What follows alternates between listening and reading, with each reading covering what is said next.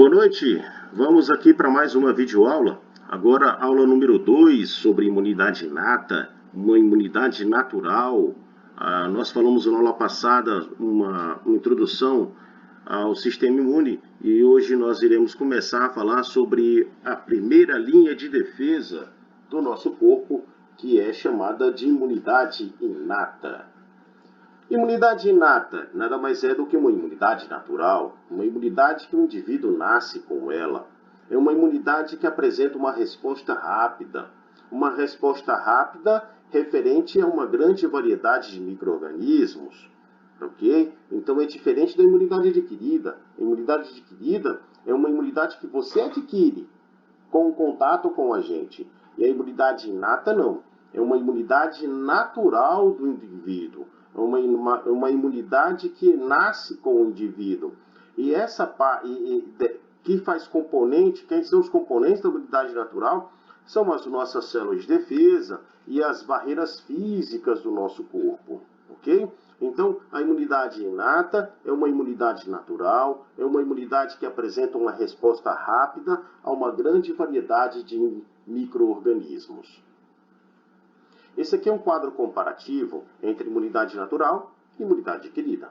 Então, veja, a imunidade natural, qual que é a característica da imunidade inata ou natural?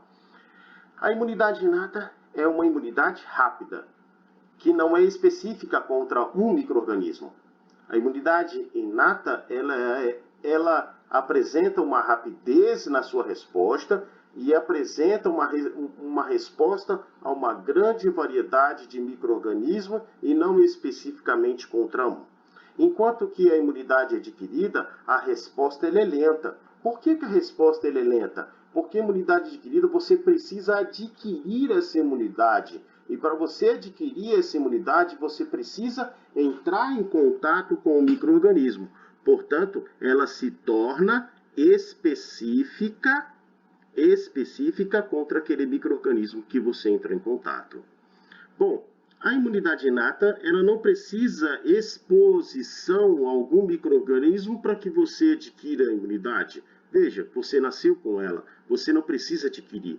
Ao passo que a imunidade adquirida, você precisa ter uma exposição ao micro-organismo. Consequentemente, vai haver uma resposta lenta, só que, no entanto, uma resposta mais específica contra aquele micro-organismo. Então, aqui requer uma exposição e aqui não precisa de exposição. A imunidade inata não aumenta com exposições repetitivas. Se não requer exposições, então, obviamente, não vai haver modificações nessa imunidade em decorrência de exposições repetitivas. Já a imunidade adquirida, com o passar das exposições, essa resposta à imunidade adquirida ela é aumentada. Na imunidade inata, não requer entrar em contato com o antígeno, ou seja, não é específica antígeno. Lá, mais adiante, nós iremos ter uma aula só sobre antígeno. Já na imunidade adquirida, existe a necessidade de você entrar em contato com o antígeno para que você desenvolva a imunidade. Então, portanto, na imunidade adquirida, é necessário que você entre em contato com o antígeno, e na imunidade inata, como ela não é específica, não existe a necessidade de entrar em contato com o antígeno. Portanto, nós temos aqui alguns componentes da imunidade inata. O primeiro componente da imunidade inata são as barreiras físicas. As barreiras físicas, como a pele, o suco gástrico, as mucosas, são barreiras físicas. Então, esses são o primeiro componente da imunidade inata. O segundo componente da imunidade inata são as células de defesas, os leucócitos, os linfócitos. Os linfócitos vão fazer parte da imunidade adquirida, Nos componentes celulares da imunidade inata vão fazer parte os leucócitos, os granulócitos, os agranulócitos, que nós iremos discutir lá na frente. Tranquilo? Então, esses são os componentes celulares. Os leucócitos, as células de defesa que estão no sangue, que são originados da medula óssea. Para que esses leucócitos possam entrar em ação, é necessário que as células se comuniquem entre elas. E essa comunicação entre células são feitas pelos componentes moleculares, que são chamados de citocinas. Ok? Então, a sinalização entre as células são feitas por componentes celulares. Então, os componentes da imunidade inata, barreira física, componentes celulares e componentes moleculares. Primeiro, a gente faz uma tabelinha de linhas de combate do sistema imune. Então, nós temos aqui, primeira linha e segunda linha são pertencentes a respostas inespecíficas. Então, são presentes na imunidade inata. Então, as primeiras linhas de combate são as barreiras naturais, imunidade inata. As barreiras naturais, pele, mucosas, secreções, tá? A microbiota, nós temos micro-organismos na pele, no intestino, que auxilia no sistema imune, só que é o sistema imune inato. O peristaltismo, que são contrações musculares, principalmente acontece no intestino e no sistema digestivo em si. A segunda linha de defesa é o processo inflamatório, que também faz parte da imunidade inata. As células fagocitárias, que nós iremos falar sobre elas daqui a pouco, as substâncias antimicrobianas, que são produzidas, o sistema complemento, que é um sistema que amplifica a resposta imunitária, e as altas temperaturas. Bom, é importante que nós façamos uma breve observação quando nós falamos em altas temperaturas. Altas temperaturas, nós temos um exemplo, a febre, tá? Só que a febre, ela não mata micro-organismo, mesmo porque uma grande parte dos patógenos que nós podemos ter infecções por esses patógenos, são patógenos que podem crescer a uma temperatura de 42 graus. E o nosso corpo não aguenta uma febre a uma temperatura de 42 graus. Nós entramos em estado de convulsão em decorrência de desnaturação de proteínas. Então, a febre, o aumento da temperatura, ela pode sim acelerar a resposta imunológica, mas ela não chega a matar micro-organismos, porque uma grande parte dos micro-organismos que nós temos infecções por esses micro-organismos crescem a uma temperatura aproximadamente de 44 graus. Então, portanto, nós não aguentaríamos uma febre de 42 graus. Beleza? Então, essa é uma observação que nós temos que falar sobre as altas temperaturas. Caso a segunda linha de defesa ela seja sobrepuxada, ou seja, existe uma falha na segunda linha de defesa, entraremos na terceira linha de defesa. Aí a terceira linha de defesa é a resposta específica à imunidade adquirida, que nós iremos falar adiante. Primeira linha de defesa, primeira barreira, primeira linha de defesa da imunidade inata são as barreiras naturais, a pele, a saliva, o ácido clorídrico do estômago, pH da vagina, cera da orelha externa, muco presente nas mucosas e o cílio presente no epitélio do trato respiratório.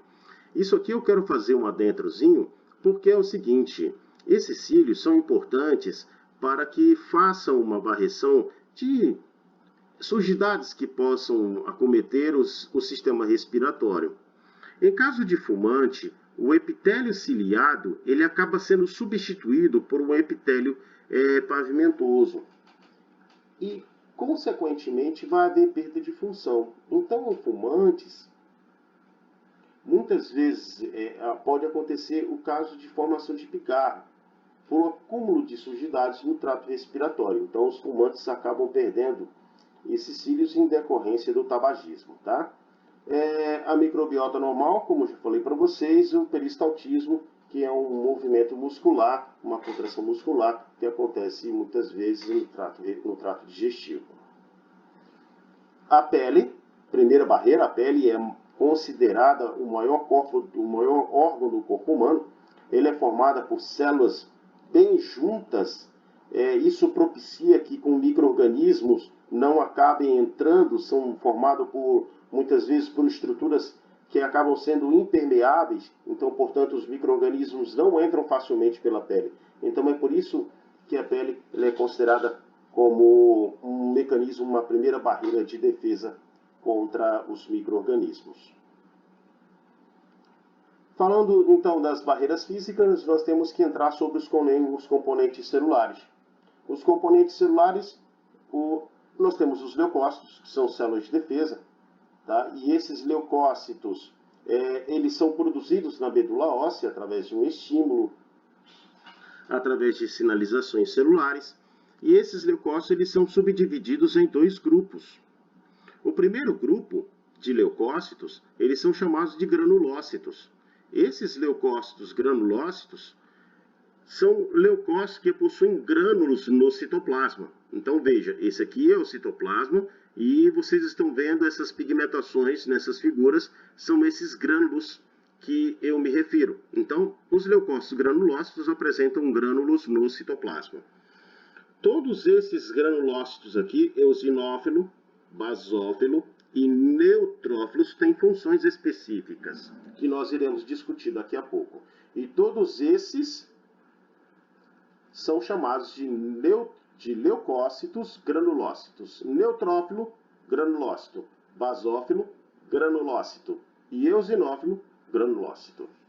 E quem são os agranulócitos? Os agranulócitos são aqueles que não possuem grânulos no citoplasma, ok? Então, os monócitos, que fazem parte da imunidade inata e também pode fazer uma sinalização na imunidade adquirida, e os linfócitos, que são tipos de leucócitos que vão fazer mais parte da resposta adquirida, que nós iremos falar depois da imunidade inata. Então, os agranulócitos são leucócitos que não apresentam grânulos no citoplasma. Normalmente, os linfócitos, eles apresentam um núcleo preenchendo quase todo o citoplasma. E os monócitos, você apresenta um núcleo volumoso, mas a distinção entre os dois é que o núcleo do linfócito ele é bem mais volumoso e deixando apenas uma parte do citoplasma livre, e já o monócito apresenta um núcleo globuloso, mas apresenta uma boa parte do citoplasma livre. Então, leucócitos granulócitos quem são? Eosinófilos, basófilos e neutrófilos. Quem são os agranulócitos? Linfócitos, T e B, esses vão fazer parte da imunidade adquirida, e os monócitos, ok? Que vai fazer parte da imunidade inata. A primeira célula que nós iremos discutir são os macrófagos, tá? Quem são os macrófagos? Os macrófagos são os monócitos. Esses monócitos se originam na medula óssea sanguínea. Passam para os tecidos, dos capilares para o tecido, por brechas no endotélio.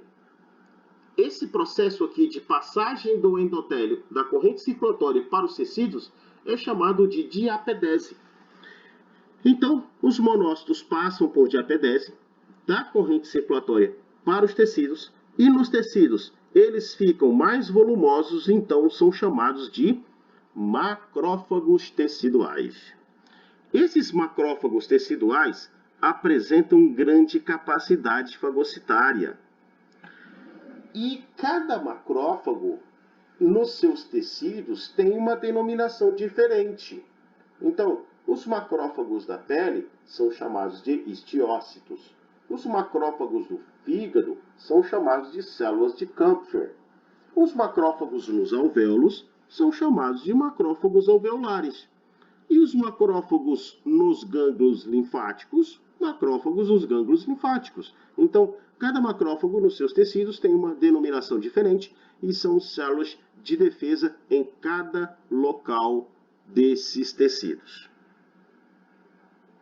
Então, os monócitos são agranulócitos e originam os macrófagos que estão nos tecidos e apresentam muita atividade fagocitária, atuam na defesa contra micro-organismos e detritos de células. Durante alguma lesão que acontece no nosso corpo, ocorre formação de detritos celulares. E esses detritos celulares praticamente são eliminados pela fagocitose dos macrófagos. Esse aqui é o monócito, que ao passar para o tecido, transforma-se em macrófago. Os monócitos, como eu falei para vocês, apresenta um núcleo globoso, que tem essa constricção, e o citoplasma é um pouco mais volumoso em comparação ao linfócito. Tá? Essa como vocês podem fazer uma distinção entre monócito e linfócito, ok? Na corrente circulatória. Então, isso aqui é o monócito, apresenta um núcleo globoso e apresenta um citoplasma um pouco mais volumoso em relação aos linfócitos, beleza? E esses monócitos, ao saírem da corrente circulatória e migrar para os tecidos, eles são chamados, então, de macrófagos teciduais. Bom, aí nós temos que falar sobre os neutrófilos. Só que nesse caso, os neutrófilos, eles são presentes, eles são chamados de leucócitos granulócitos. Leucócitos que apresentam grânulos no citoplasma. Os neutrófilos, eles são células que apresentam grande capacidade fagocitária. Então, é uma célula, é um tipo de leucócito um pouco mais, um dos mais, digamos, que se apresenta em quantidades um pouco mais elevadas em comparação aos outros leucócitos. E esses neutrófilos, eles têm duas linhagens. A linhagem mais jovem, que são chamados de bastonetes. Por que são chamados de bastonetes? Porque o núcleo tem forma de um bastão. Então, as linhagens jovens de neutrófilos são designadas como bastonete, o núcleo em forma de bastão. As linhagens mais maduras são chamadas de segmentados. Por quê? Porque o núcleo já apresenta-se bastante segmentado. Ao fazer um hemograma em pacientes que apresentam infecções bacterianas e que ainda está em curso, os neutrófilos bastonetes se apresentam mais volumosos, com maior concentração, com maior número em relação ao segmentado. Então, no curso de uma infecção bacteriana, normalmente os bastonetes apresentam-se mais numerosos em referências ao segmentado. E esse número mais acentuado de bastonete em questão ao segmentado é chamado de desvio nuclear neutrofílico à esquerda. Eu vou repetir. Um desvio à esquerda. Resumido, desvio à esquerda. Então, quando os bastonetes estiverem mais numerosos em relação aos segmentados, vai haver um desvio à esquerda. Isso significa que a medula óssea está trabalhando para produzir mais neutrófilos e, consequentemente, esses neutrófilos são mais jovens, são chamados de bastonetes. Com o passar do curso da infecção e com a melhora do estado do paciente, os segmentados se tornam mais numerosos em referência aos bastonetes. Okay? Então, o desvio à esquerda acaba sendo diminuído. Tranquilo? Então, neutrófilos, bastonetes e segmentados. Um número maior de bastonete, desvio à esquerda, normalmente em curso de uma infecção bacteriana. Tranquilo? Bom, esses neutrófilos também são chamados de polimorfonucleares. Apresentam uma vida útil no sangue de 6 horas e nos tecidos de 1 a 2 dias. Nos tecidos? Sim. Por quê? Porque durante um processo inflamatório em qualquer tecido, tá, as primeiras células, os primeiros leucócitos a chegarem na área inflamada são os neutrófilos. Ok? Então, os primeiros leucócitos a entrarem numa inflamação, no processo inflamatório agudo, são os chamados neutrófilos. E muitas vezes a inflamação ela pode haver com produção de pus. Aí são chamados de células piogênicas, porque nesse caso a inflamação com produção de pus tem um aspecto piogênico que quem faz isso são os chamados neutrófilos. E o pus nada mais é do que restos de bactérias, neutrófilos vivos e neutrófilos mortos, bactérias vivas, bactérias mortas e restos de células. Todos esse acumulado forma-se o pus, aquela secreção amarelada que muitas vezes tem no processo inflamatório. Os neutrófilos, quando estiverem aumentados na corrente sanguínea, é chamado de neutrofilia. Então, neutrófilos aumentados, neutrofilia. E neutrófilos em queda, neutropenia. Bom, os neutrófilos respondem bem a infecções bacterianas. Então, é normal que uma neutrofilia possa indicar algumas vezes uma infecção bacteriana e que pode haver um desvio à esquerda. E neutropenia é uma queda do número de neutrófilos, tá? Que pode estar associado a um processo infeccioso, muitas vezes viral, uma neutropenia, e pode também estar associado a um defeito na produção na medula óssea vermelha. Os eosinófilos, segunda classe de granulócitos, os eosinófilos são leucócitos, tá? Que apresentam grânulos, tal qual os neutrófilos, só que os grânulos que os eosinófilos apresentam são grânulos um pouco mais avermelhado, tá? Apresentam um núcleo bilobulado, 2 lóbulos, parecendo aquele fonezinho de ouvido. Tranquilo? Parece um fonezinho de ouvido. E aqui tem esses grânulos citoplasmáticos ou grânulos eosinofílicos. Esses grânulos, eles são tóxicos para a parede dos vermes. Muitas vezes existem vermes grandes. Por exemplo, a tênia, ela pode chegar a mais de 10 metros de comprimento. Obviamente, o macrófago não vai conseguir fagocitar uma tênia. Então, existe a necessidade que estas células aqui descarreguem os grânulos eosinofílicos na membrana do verme e, consequentemente, formar poros nessa membrana e existir um processo de extravasamento do conteúdo citoplasmático. E esses vermes podem morrer em ação dos eosinófilos. Então, os eosinófilos são leucócitos que podem apresentar aumentado em caso de infecções eumíticas, que é a mesma coisa de infecções por verminoses, e também podem ficar aumentados em quadro de alergia. Um outro tipo de leucócito, granulócito, são os basófilos. Os basófilos eles estão bem aumentados em caso de alergia e também em caso de processo inflamatório. Por quê? Porque os basófilos são células precursoras dos mastócitos. E esses mastócitos possuem grânulos no seu citoplasma e nesses grânulos tem histaminas e heparinas. As histaminas, ela promove uma vasodilatação e também promove uma alteração da permeabilidade dos vasos. Então, a histamina, ela atua na parede dos vasos sanguíneos, principalmente no caso de alergia e principalmente no caso de processo inflamatório. Então, são células que podem estar aumentadas em caso de processo alérgico. E aqui é um resumo dos leucócitos que nós vimos. Os neutrófilos, que apresentam em maior porcentagem na corrente circulatória, em comparação aos outros leucócitos, beleza? Então, em comparação aos leucócitos, os neutrófilos apresentam-se em porcentagem maior, 62%. Os eosinófilos, cerca de 2%, pode chegar a 2 a 3%. Tá? Os basófilos, bem menor, pode chegar a 1%. Os monócitos apresentam-se em torno de 5 a 6%.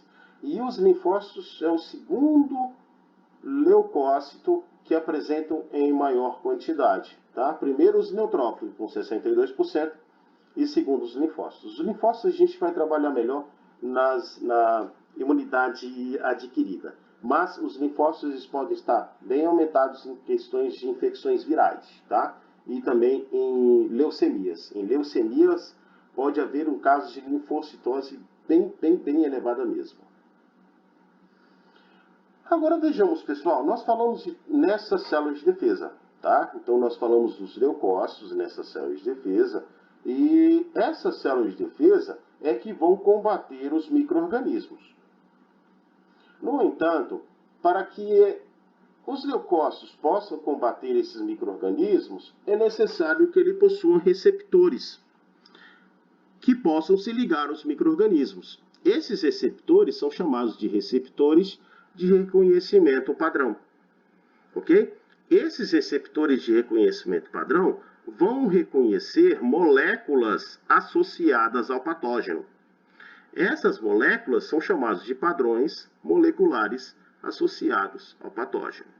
Então, receptores de reconhecimento padrão, em uma sigla em inglês é chamado de PRR, e esse PRR vai se ligar aos padrões moleculares associados ao patógeno, que é chamado de PAMP. Então veja, aqui é um neutrófilo, aqui o seu receptor, que é chamado de PRR, aqui o micro-organismo e aqui a molécula que se liga ao receptor. Então essa molécula é chamada de PAMP e o receptor é chamado de PRR. A associação entre os dois é que garante uma resposta imunológica. Agora, eu falei de PAMP e vamos saber quem são essas moléculas que estão associadas a esses micro-organismos patogênicos.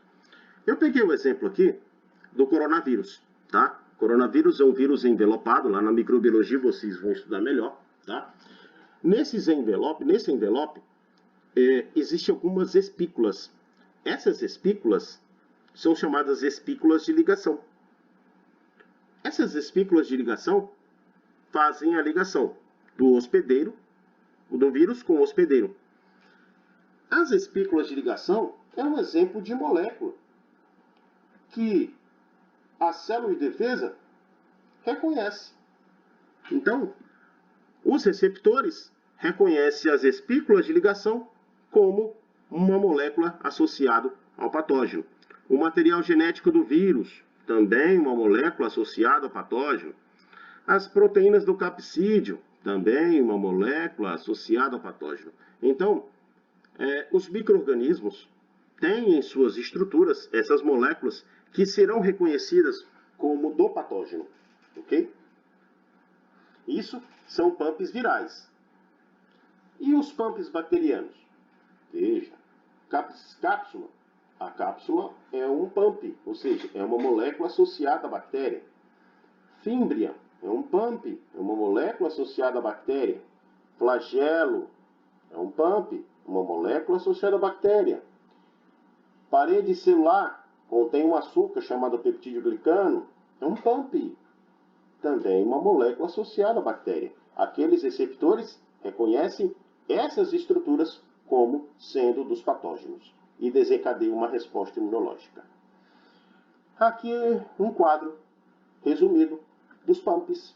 Então, ácido nucleico de vírus são PAMPs, são moléculas associadas ao vírus. Ácido nucleico de bactérias são moléculas associadas às bactérias. Sabe os flagelos?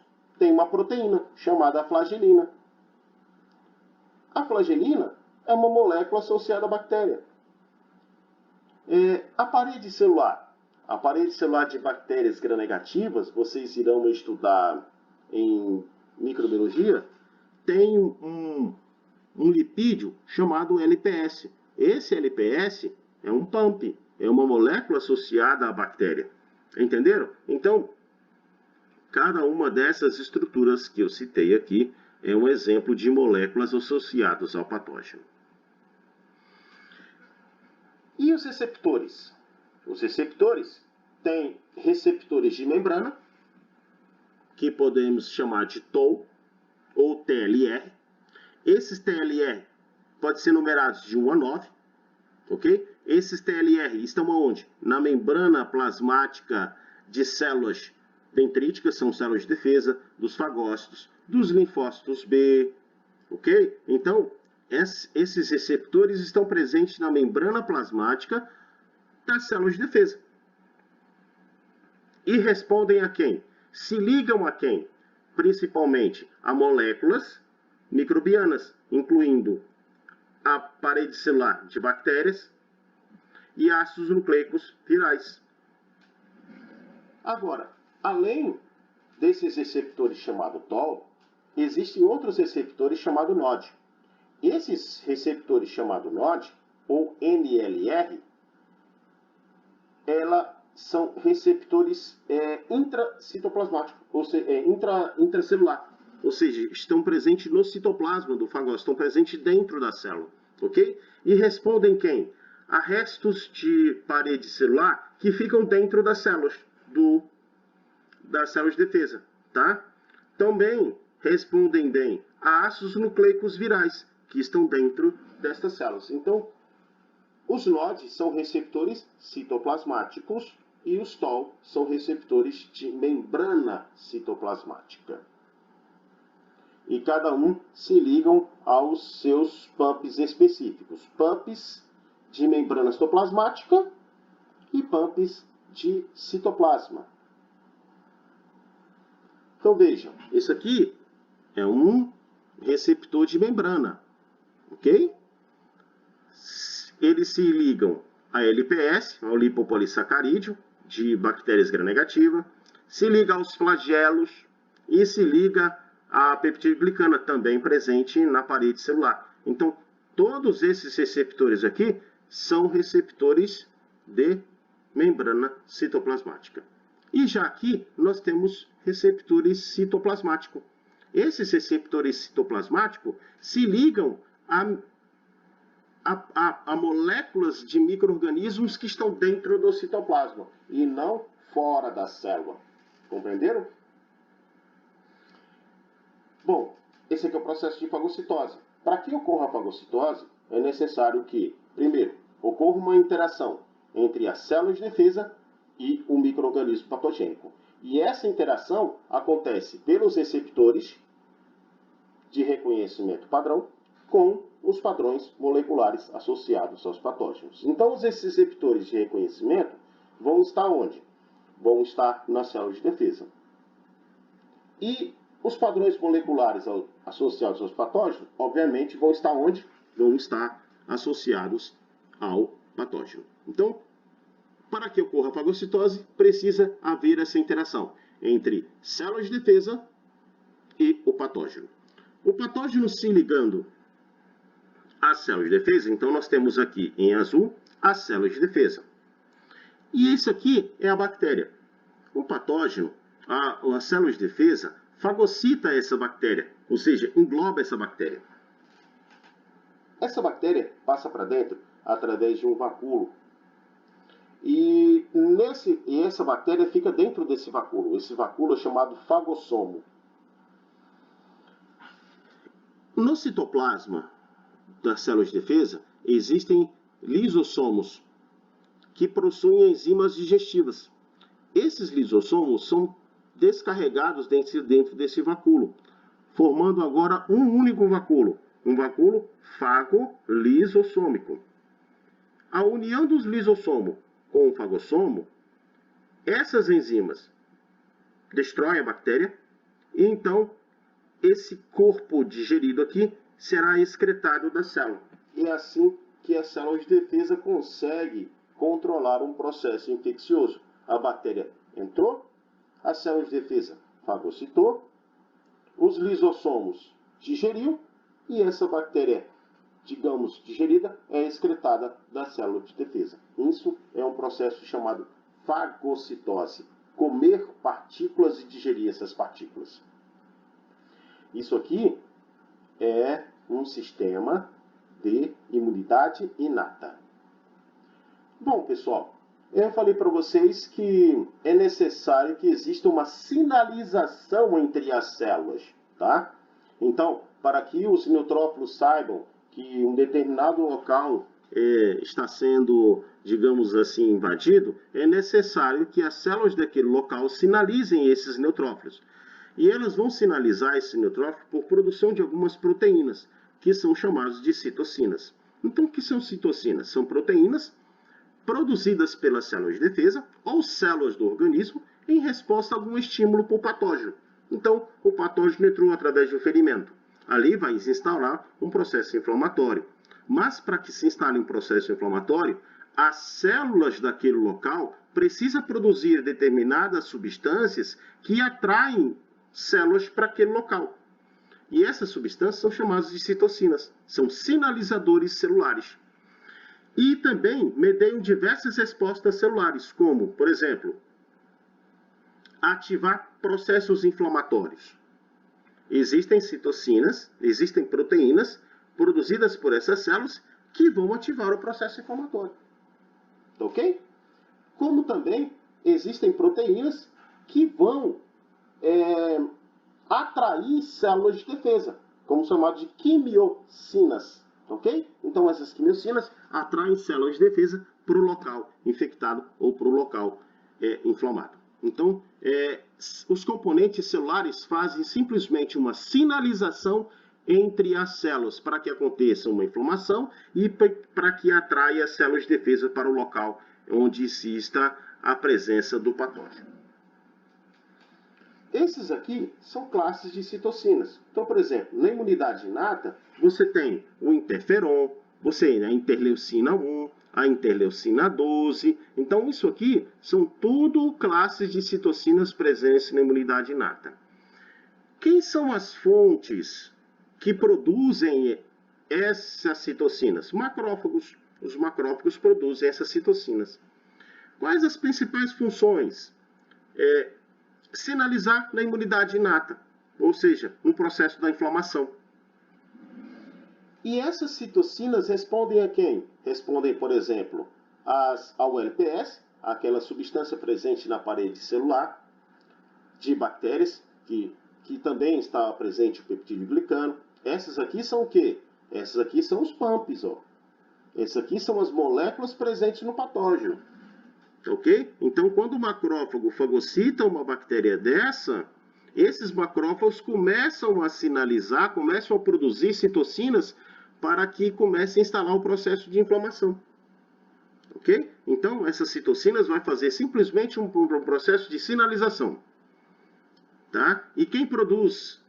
Os macrófagos. Em resposta a quê? Em resposta a alguma molécula presente no patógeno, que pode ser o LPS, que pode ser a parede celular de bactérias, ou um RNA. Tranquilo? Qual a quantidade? Pode ser alta e detectável muitas vezes no soro. Tranquilo? E os efeitos? Pode ser locais ou sistêmicos. Tranquilo? Ou pode ser um processo inflamatório sistêmico, ou pode ser um processo inflamatório local, ou muitas vezes um processo sistêmico. Tranquilo? Então, e quem pode inibir esses sinalizadores celulares? Os corticosteroides. Tranquilo? Alguns anti-inflamatórios com classe corticosteroides inibem esses sinalizadores. Consequentemente, você pode inibir a inflamação. Então, o anti-inflamatório corticosteroide pode inibir a inflamação, inibindo a produção de citocinas. Consequentemente, não haverá inflamação. Ok? Então, essas são as principais classes de citocinas produzidas na imunidade inata. Esse aqui é um resumo do que acontece. Veja, nós temos aqui um micro-organismo, tá? Na mucosa. Beleza? A mucosa tem muitas vezes substâncias antimicrobianas. Digamos que esse micro-organismo consiga invadir. O que nós temos aqui? As células de defesa, um fagócito, um neutrófilo, por exemplo, tranquilo? Só que para esse neutrófilo chegar até aqui, é necessário que exista um estímulo. Ou seja, quem vai chamar os neutrófilos até aqui são os mediadores inflamatórios. Voltamos aqui. Mediadores inflamatórios, as citocinas, quais são? Interleucina 1, interleucina 12. Então percebam que esses mediadores inflamatórios aqui que irão fazer com que os neutrófilos migrem para esse local. Tá? Então essas células aqui produzem essas citocinas que fazem com que os neutrófilos migrem para esse local. Então os neutrófilos passam para o tecido. Chegando no tecido, esses neutrófilos têm o quê? Os receptores de reconhecimento padrão, que vão se ligar a quem? As moléculas associadas ao patógeno. Então, nós temos aqui a PRR, que se liga aos PAMPs. Fazendo essa interação, o patógeno é fagocitado. Dentro dos lisossomos, existem enzimas, como os estresses oxidativos, tranquilo? Como o peróxido de hidrogênio. Tranquilo? O peróxido de hidrogênio presente nessas enzimas, nesses lisossomos, irão destruir o micro-organismo. consequentemente eliminando o processo infeccioso. Tá? Isso aqui, ó, é resposta imune inata. Tranquilo? Agora, caso o patógeno não seja destruído por esse processo de fagocitose, vai haver a necessidade de estimular o processo adquirido, de estimular a imunidade adquirida. Só que imunidade adquirida a gente trata na aula seguinte, ok? Então, as referências bibliográficas, nós temos um documento que eu deixei para vocês. Esse documento é da Faculdade de Medicina do Ribeirão Preto, produzido pelas professoras Ana Carolina e Ettore, tá? Está lá no portal de vocês, tá? Também tem os conceitos e métodos, que é imunologia introdutória, e o livro do Abbas, Imunologia Celular e Molecular, ok? Então, terminamos aqui. Um abraço para todos, fiquem com Deus e até mais. Tchau, um abração.